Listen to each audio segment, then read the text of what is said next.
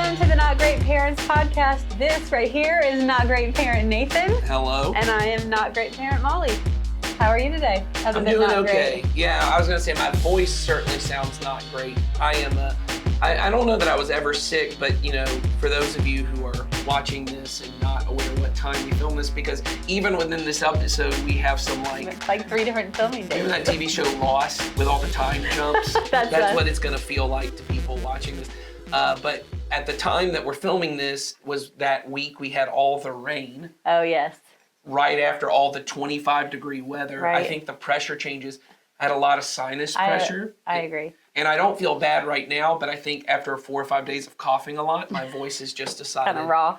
Yeah, I'm not gonna. Once again, it doesn't hurt. Just I'm confident for those of you listening, does not sound great, but we're here. But we're here and we're well. Yeah, but that's not why we call this the Not Great Parents No, podcast. It's not related to our health. No, that's true. Our physical health on any given day. Terminally ill parents. That's what we should start going. The parents that sound not great. Yeah. We intentionally don't want to be great parents. That's correct. So tell us a little bit about that. So the reason we want to be not great is because there's a way in which we live in this world where we pursue the greatness of the world. Right. Success and bigger experiences and, more, and for our kids, things like better education and better experiences of going to all these different vacations and ideas and growing up to be the most successful and brilliant and admirable kids in the world. And we're not pursuing that. We want to pursue goodness in God's kingdom, which doesn't mean we won't get some of those other things. Right. But it's not our top priority. Our top priority is raising kids to love God, love people, and build up his kingdom. Yeah. So this year we are getting really practical about what that looks like. That's our goal. And so we've been in this 3-week series called Family Matters. Yeah, I think we've been in the whole series for 5 or 6 weeks, but we've done this kind of even mini series within the series. Mm-hmm. And we're talking a lot about having children that are confident and they know that their parents are for them, that we would be parents that are for our children no matter what, and we would strive to make sure that our children know that. That's right. And that we're for them in a way that helps drive them towards the good life that God wants for them and who God wants them to be. Well, and I think even in what you said there, Molly, I can see the greatness aspect of it. A lot of parents go, I want my kids to be confident, and there's these, the high self-esteem movement and all those kind of things of there's a confidence in greatness, which is confidence. And once again, we want them to be confident in their capability and all those kind of things. But there's this feeling of if they're high confident, they'll be a high achiever. Right. But when we talk about high in confidence, it's their confidence in our love for them. Right. And God's love for them. And God's love for them. And that other people will love and accept them. It's a confidence that allows them actually to connect to other people in their adult life, right? To be able to be vulnerable with other people. Right. And to ultimately seek relationships with other people. Because people who grow up with this kind of feeling that, well, maybe my parents love me as long as I'm doing this. Or, as long as I fit into whatever mold they have for me. That's right. That kind of connection is very insecure. It's very performance-based and often ends up creating in our children this, a lot of anxiety, a lot of stress, and this kind of fear for some personalities to ever really connect with anyone else, because there's always this feeling of if I let you too far inside to my weaknesses, if I'm too vulnerable, or if I fail too much, or if I let you down too much, maybe you'll walk away from me. Yeah, and there's plenty of adults that feel that way too, because that was instilled in a lot of people. And so we want to bring that to the front of everybody's mind and put into practice things in our life that help us make sure that we are not doing that with our children, and that we're helping them grow confidence in God and in themselves and in their ability to relate to others. And the reason we're talking about it on here is because we know that the family models everything, right?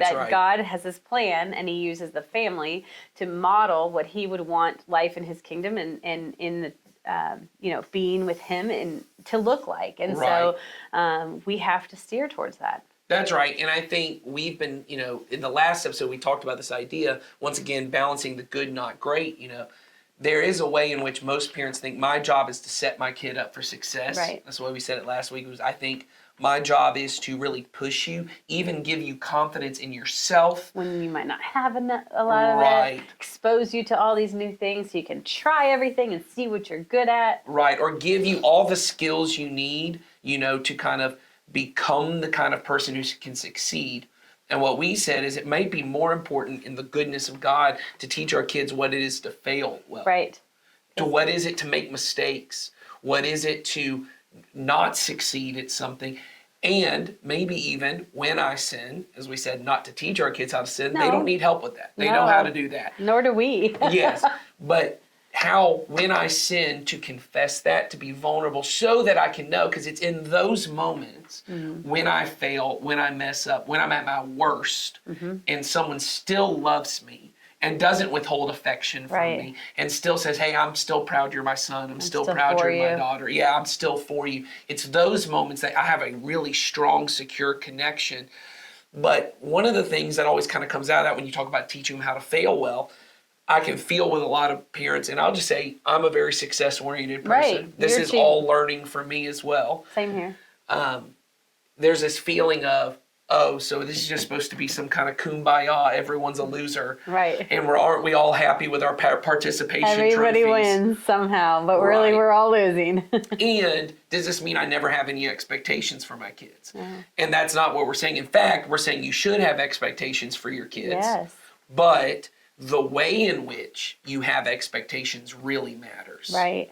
So we're going to really unpack that in this Yes. episode, and I think it's a great discussion. I certainly learn a lot from Yes. from the things that we have. As you'll see, we've already filmed that part of it, Yes, so and we're going I to have do an not outfit. sound like Nathan's this. going to sound great. We're going to look different for those of you that are Yes. watching, but it's a really good conversation, Yeah. and it goes beyond just setting expectations with our children. Yes. It's something that can be used in all relationships in our lives. relationships. So we hope that you'll enjoy that, and we'll be back to talk about that in a little bit.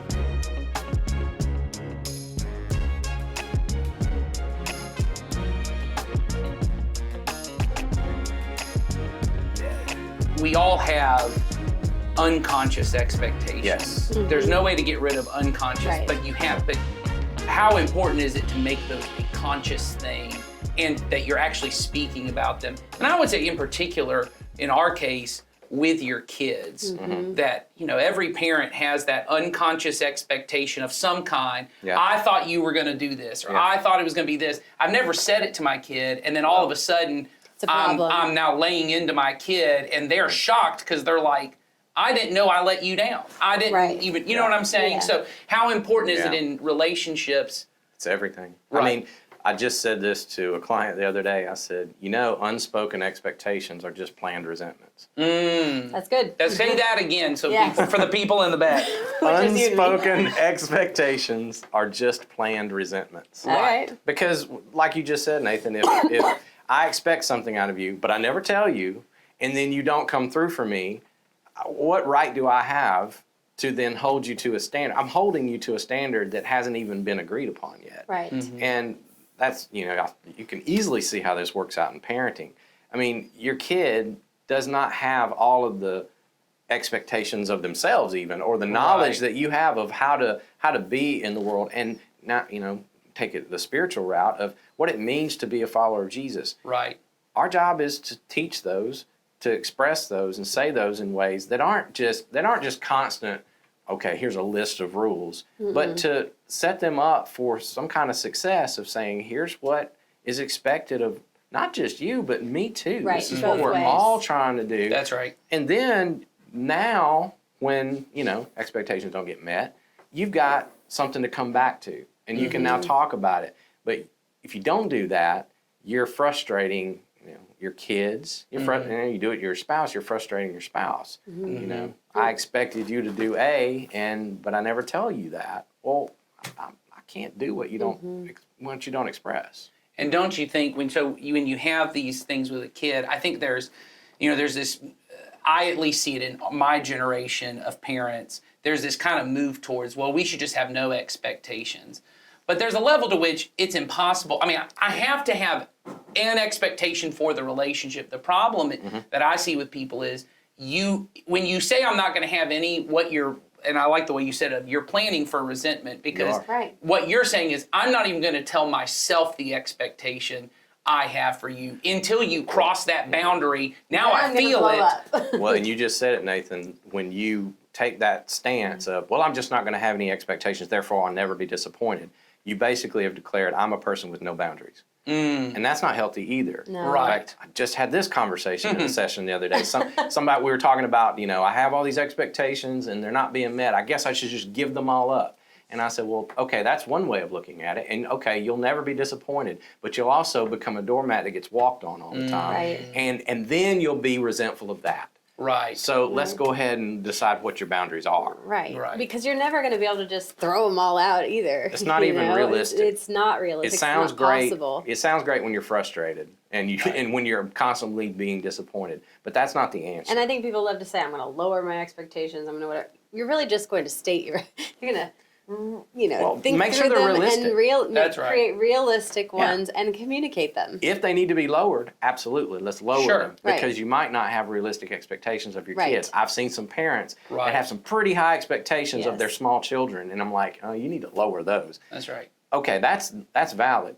You don't lower them just for your see. That's a selfish act. If I lower my expectations of my teenager that I know has the ability to live up to a certain standard, I'm not Yes. doing her any good, and I'm Right. just doing it to placate my own feelings. Right. That's And- right. And that's not a way to parent either. That's right. Well, and I see it with a lot of parents who they grew up, and maybe it's it's an issue with attachment. They grew up in an overbearing home that maybe had unrealistic Yeah. standards, or they had and there was a lot of high consequence, low connection. Right. And so I want to go in. I don't want that relationship with my kids, but I haven't thought through. Well, if I have realistic expectations, that's fine. So what I do is I say, well, I'm not going to put any standards on my kids. I'm not going to put any consequence. What ends up happening, though, for those children is, and I see this a lot, they end up unable to have confidence even in themselves Right. and their ability to do things, because they understand at some point someone has expectations for the way it is. Right. You keep telling me I'm great, I'm perfect. I know I keep failing at something.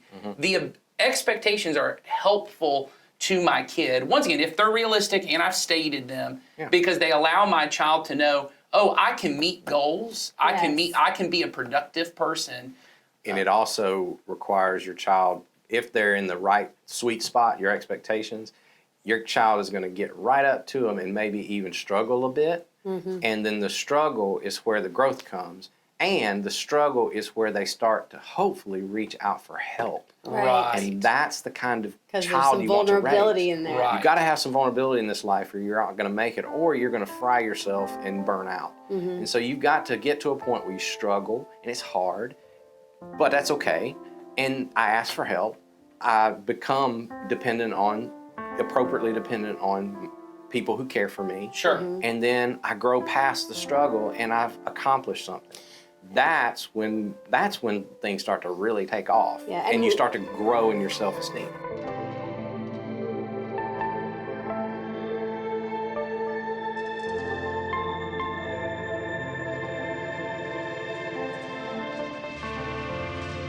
There's a book, it's a great book. I personally think every believer should read it. I think every parent should absolutely read it. It's called Emotionally Healthy Spirituality. The basic point, it's not really a subtitle. It's really long if it is, but it's impossible to be spiritually mature while remaining emotionally immature.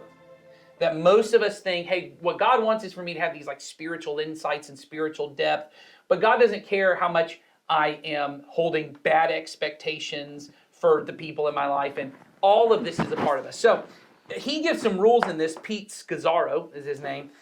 He gives some things of what makes expectations bad, but then the reverse would be what makes them good. So a poor expectation is they are unconscious, meaning we have expectations we're not even aware of until someone disappoints us, right?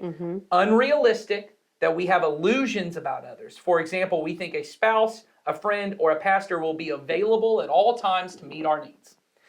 Unspoken, that we may have never told our spouse, our friend, or employee what we expect, yet we are angry when our expectations are not met. And finally, they are unagreed upon. We may have had our own thoughts about what was expected, but it was never agreed upon by the other person. And his point is, if any of these are qualifications for your expectations, they are invalid. Mm-hmm. And if someone else has those expectations for you, they are Absolutely. invalid. That if someone comes to you and goes, "Hey, I sent you an invite to X event, and you said you couldn't come, and now I'm upset with you." Well, I never agreed to be at the event. By the nature of me telling you no, Right. is me saying I can't come to that event. You set the expectation that you wouldn't be at the event. Yes, exactly. So here's what a good expectation is. First, it has to be conscious. So the first job of every parent is to become aware of what are the expectations I have. Right. Are they just those three, that you're not disobedient, you're not disrespectful, you're not dishonest with me? Now those are base level ones, and those are really the only rules we have in our house. But whenever I have additional expectations, so I'll give an example because maybe this will make it more practical. Maybe, yeah, which we're all about being practical. We so. are.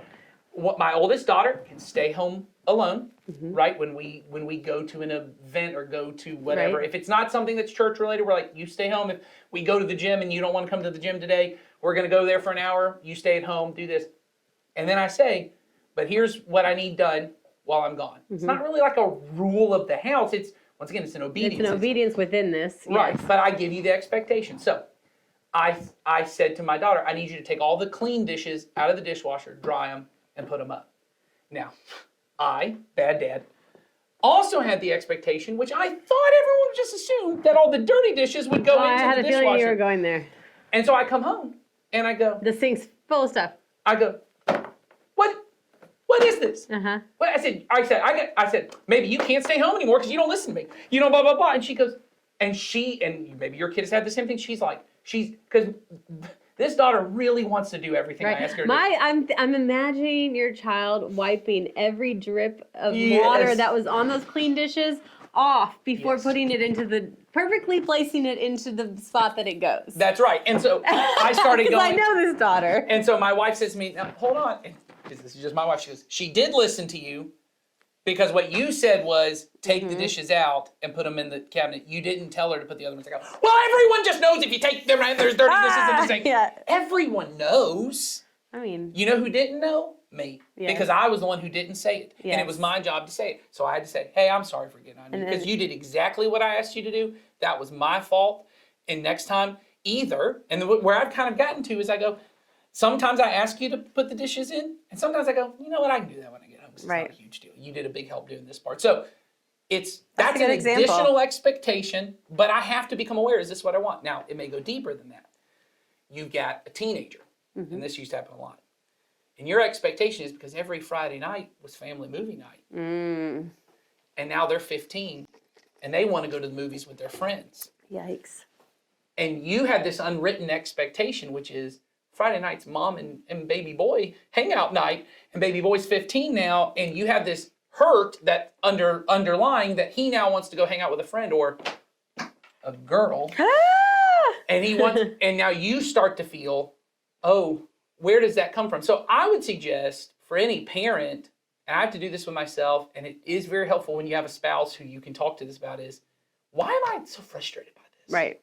You What know? about this is such an issue for me? Yeah, what is unconscious that I don't know? Why do I have this expectation that they're going to be this way? And maybe your expectation is invalid because, and this is the second one, it has to be realistic. I have to ask myself if my expectations regarding the other person are realistic. So, And that's where I would go back to sometimes what I said about wanting people to make the decision I would make. It is not realistic That to they think would that think somebody like you. else thinks like me, sees things like me. It is not realistic because you know what? It's not realistic for them to think I would make the same decision that they That's right. did. And I think with our children, it's really easy to think, well, they're these little versions of us, and we've helped make them and create them. They should see it that way, or they can't read my mind, but they should know. that's right. They've watched me unload the dishwasher and put the dirty dishes back into the dishwasher every time I've done it up until they learned how to do it. So why wouldn't they think to do that? That's right. Well, expecting her to just know That's right. isn't realistic. Well, and so let's go back to that one of, yes, it's not realistic for her to know. And it may also be unreal, because this was my expectation. I'm just realizing this is more that we're talking about. My expectation It's like was, counseling for us. airing out We're all of our working on all of our family my problems. expectation is, a person who honors you, even though you only asked me to take them out, I go above and beyond. Oh, yes. Well, that's a little unrealistic to think a 12-year-old would know to go above and beyond in that way. So what I probably should do is sit down and say, hey, one thing that's really important is when someone asks you to do something and you can do it a little extra. It's the old, when you borrow someone's car, fill it up with gas. Return it nicer than you got it. Right, or- returning things nicer than you got it. And giving her knowledge, giving her help, so that one day when she's married or she lives with a roommate or she's trying to do something, she can be a really honoring spouse, a really honoring roommate. But it's unrealistic to assume she knows everything I know. Right. Or that, I would say this too, an unrealistic expectation is that my child will never raise their voice in my presence. Right. It's completely unrealistic. Especially, I don't know, because I got girls and, I was going to say especially if you have boys, but no, All I of have them. girls and All of them. they're going to do the same thing. What we have kind of made the expectation is you can't yell at me, but you can get loud. You can even kind of shout, as long as it's not. And everyone knows the difference. They know the difference between when I stub my toe and I go, ah, and someone says, what? And I go, nothing, it just hurts. And I'm loud and it sounds aggressive, but I'm not yelling at you. Right. To the difference when I stub my toe and I go, you idiot, why'd you leave Yeah. that on the floor? Yes. That's yelling at When me. it's directly at you. So I say to my kids, it is unrealistic to assume that my 12-year-old or my 9-year-old is going to have a perfectly normal reaction to disappointment. What I mean is when I say, oh, hey, we can't go to that thing because of something else. This is over. My life is over. Yeah, and I go, the you're being a worst little day. dramatic and blah, blah, blah. Yeah. Oh, I've done that. It's unrealistic. It is. Now, once again, it doesn't mean that I don't have a conversation. No. Or that if they were disrespectful in that. But it's unrealistic for me to expect that they are going to respond and react in the way that I think that they should, or the same way twice. Correct. Which then leads to our third one here, which is you may have to speak those expectations, right? So they have to be spoken. I have to speak my expectations clearly, directly, Yes. and respectfully to the other person. So what that means is if I'm mom, let's go back to the teenager Friday night. I wish, Okay. this is how it often goes. Teenager texts mom, hey, can I go with my friends on Friday night? No. And mom texts back and says, I thought we were going to hang out on Friday night. And teenager says, oh yeah, but this is the only night my friends came in. Well, I guess if you care more about your friends than your own mom, Ugh. not clear, not direct, and not respectful. No. That was not an honest, clear, direct way. Well, if it's a rule, you are well within your rights to make a rule. No, you can't do anything on Friday nights because you're hanging out with me. Right? If that's the rule you have, that's fine. But that needs to just be it. No guilt trip, no passive aggressive, no any of those kind of things. Just, hey, nope, this is the rule. And if you're mad at me, that's the way it goes. Right. But often moms and dads realize, okay, they are going to be mad at me because I won't let them hang out with their friends. And maybe they should get to hang out with their friends. So maybe I'm just going to have to eat this. Right? And just deal with the fact that I had unreal expectations. And so I'm going to speak clearly about it and say, hey, okay, that's fine. But I would like us to have one 2-hour period, Right. a meal where we can be together this weekend. What meal would you like? See how it's clear, it's respectful. It might be, and you might even say, yes, it's okay, you can go this Friday, but just so you know, I would like time with you, and next Friday, let's Yes. lock it in for us to be doing that. So And that you're not totally giving up every That's right. single Friday in that That's scenario, but you're allowing some. Well, I would try to think, once I get to an age, once again, we've talked about this in previous episodes, that everything kind of scales and changes as they get older. When they get to the age where they're starting to make their own plans and they're getting closer to adulthood, I have to start communicating with them the way I would an adult who didn't live in my home. So I text Molly and say, hey, Molly, can you and Ben get together with me and Jennifer on Friday night? And she goes, oh, no, I have plans with someone else. I don't text back. Well, if they matter more to you than me, then I guess that's fine. That would be real weird. Eventually, you would go, I don't know if I want to hang out with Nathan anymore. I'd be like, That's a weird... I would probably respond, are you okay? Yes, exactly. But it would be appropriate for me to say, oh, okay, if Friday night doesn't work, is there another night this week? Because y'all are really important to us and we want to get to see you. It's about we wanting to be with you. Yeah, what about Saturday? That's the way I would communicate. Guilt trip, passive aggressive, it's not clear, respectful, and Or direct. taking it on as hurt, like, Yes. you know. So then the final one is it has to be agreed upon. In order for my expectations to be valid, the other person must be aware of and agree to them. Otherwise, it is simply a hope. Yeah. So, once again, there are implicit agreed upon that come with your child when they're younger. I do not need to sit down with my 3-year-old and have a discussion about, do you and I both agree you should not stick forks in a light socket? You know, an electrical outlet. Should that? Yeah, is no. that something that, let's agree upon this? We're gonna have a conversation about that. The implicit agreed is, I'm mommy, you're toddler. Yes. You do what I tell you to do, right? That's the obedience part. I'm talking about when we start shifting from that obedience to honor. And this is starting to have with my 12-year-old. So I had a conversation the other day about, we were having something about terms of respect, like yes, sir, no, sir, those kind of things. They've been a big sticking point in our home. We make our kids say yes, sir, no, ma'am, all those things. That's when we were kids. But we're getting to an age where my 12-year-old's like, I had said to her when she said something, I said, I think you mean yes, sir. And she goes, oh, this again, that. And so I realized in that conversation, that is not how I would speak. If I came to Molly's office and go, hey, can you get that report done by this time? And she goes, yes. And I go, don't you mean yes, sir?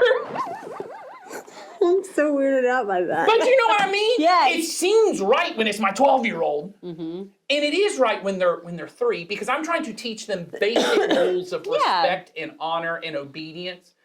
My 12-year-old, so we had a conversation. I said, do you no longer think you have to do this in order to show me that I matter to you? And so we're getting to an agreement, and we came upon an agreed upon that's different than yes sir, no sir, but she agreed, I agreed, and now I can hold her accountable to the things she agreed to. And she can. It's about shifting. That's not the way, I would say this, if I went to Molly's office and I said, Molly, can I have this report by 5 o'clock today? And she goes, whatever, and rolls her eyes. You know what I mean? I might then go, hey, Molly, is everything okay? Yeah. Or if you came to me and said, Nathan, can we have dinner this week? And I go, oh God, okay, everything has to go your way. We have to do it like your way. There's a disrespectful way. So I said, let's figure out what's an appropriate way for us to communicate. Let's have an agreed upon thing. Instead of me constantly putting upon you expectations you haven't agreed to. And then certainly as they get older, I want to be able to say, because there have been people in my life who they have expectations that I'm going to be somewhere and do something. And I've told them those days don't work for me. Yet you still keep getting mad at me that I won't show up at that time and at that place. Well, that's not fair, because I've told you I don't agree to that. So that's an expectation you don't get to have. It's just a hope. Right. You're allowed to hope. You're allowed to say, hey, we're having this event, and if you can come, that'd be great. And then when I say no, you have to go, well, I'm just going to keep hoping. But I'm not going to somehow call you and go, I thought you were going to come. Right. I thought this was going to happen. Well, I told you no. Right. I would have done that for you. Yes. No. Those are not appropriate expectations. And so, once again, with our children, we have to have expectations. But the important part is, are they appropriate? And have they been communicated? So yeah, if they haven't been communicated, they're just a like you said, a hope and an assumption. It's and that's, you're not setting your child up for success. right. There's nothing worse than walking into something as an adult even and not knowing what's expected. That's right. That's how Well, rules it causes a lot of anxiety. It causes a lot of anxiety. It causes a lot of anxiety, a lot of uncertainty. It causes a lot of question for people when, if I don't know what's expected of me, how do I, especially for some of our kids that are like super achiever types, I mean, they're going to be lost in those scenarios too. And it's just really important that, our kids know what's expected of them in various scenarios and within our relationship with them as well. Well, because we're also trying to train them, once again, for what relationships should look like as an adult. And I want to train them where they start to realize, hey, these people have expectations for me I never agreed to, that I never thought was a part of it. But it also helps them in their relationship with God, because so many of us, we treat God like we treat our parents, which is, I have to tiptoe around them. I can't ever tell them what I really think. Hide all these things. Yes, every time your parents come over, there's something you have to hide, or, I've got to put that thing out that they bought me so that they think it's always there. And, whatever it is, I'm trying to manage all of this because there's this uncertainty. I don't know what's going to upset them this time. Right. Right. But I want God to, and I do the same with God. I can't tell God certain things, certain feelings, certain thoughts. I don't want to talk about certain things with him. I certainly feel like I have to tiptoe, and if I mess up, I need to kind of hide it and act like it didn't happen. All those kind of things. And then certainly when it comes, once again, and all that's insecure attachment, it hinders my ability with the church to be able to have conversations with brothers and sisters in Christ that are respectful, honoring, and honest. Right. Because ultimately, my rules and expectations for my daughters that they would be honest, respectful, and, right now it's obedient, but eventually honoring people, right? That's what I would hope that they would be an honest wife one day, a respectful employee someday, that they would be an honoring friend to someone, and certainly all those things in the body of Christ. Well, they have to learn that at home, and they have to do that in a way that they know, hey, when I act this way, things go well for me. I mean, expectations really are just a set of rules around behavior, That's right. rules around around a relationship and things like that. And so we have to not only, we want to set up the relationship for success with that That's other right. person, and in order to do that, you have to state them. You have to have them be realistic. You have That's to, right. and you have to believe the best in the other person, that they're going to try to meet those expectations. And then if they've agreed upon them. That's right. And then for your children, but it's also true for your employees. If they fail, there's some kind of accountability, whether that's a consequence. Right. Eventually, even for your employees, there has to be some kind of consequence of you cannot meet deadlines. There's a problem, right? But in a family, there's accountability. There's a conversation that follows. Unmet expectations that we agreed upon don't get swept under the rug. We talk about them. There may be some kind of consequence. There's a way to fix them. But as we talked about in the last episode, or maybe next episode, I can't figure it out. Some episode about allowing them to fail. When they fail them, there's always acceptance and grace and love. But acceptance and grace and love, once again, is within reality, as we said. It's not me saying, oh, it wasn't that big of a deal. No, it was a big deal because you said you were going to do it and you didn't do it. It's a thing. But I love you. My opinion of you hasn't changed. All of those things. And that creates this attachment of I can meet expectations. And when I fail, I can be loved and accepted. This person loves me as a whole being, and it allows them to connect to people better as they get older. So I hope you have better conversations around this, and that hopefully you and maybe your spouse, right? Or maybe if you're in a co-parenting situation, you talk to the other parent and you say, hey, can we maybe, well, that's a whole other one. If you're co-parenting, you may have to have expectations for one another. When they're at your house, this is how we expect. But once again, those have to be agreed upon. The amount of co-parenting situations I know where I'm trying to hold him to something he never agreed to, and he's trying to hold her to something that he never even told her, right? Right. You got to have those with each other. Right. And so I would have those conversations of, let's make sure we have this where our kids are not growing up uncertain of what we expect and constantly anxious that suddenly we're going to be disappointed or yelling at them because they didn't get something right, that they didn't even know they were supposed to get right. Right, because we want to set them up for success, and we want to set them up for not feeling like constant failures. Correct. Because that is what will happen. That's right. Is if they don't feel like these expectations were set and they met them or exceeded them, they will just feel like they're constantly failing. And that's what we don't want.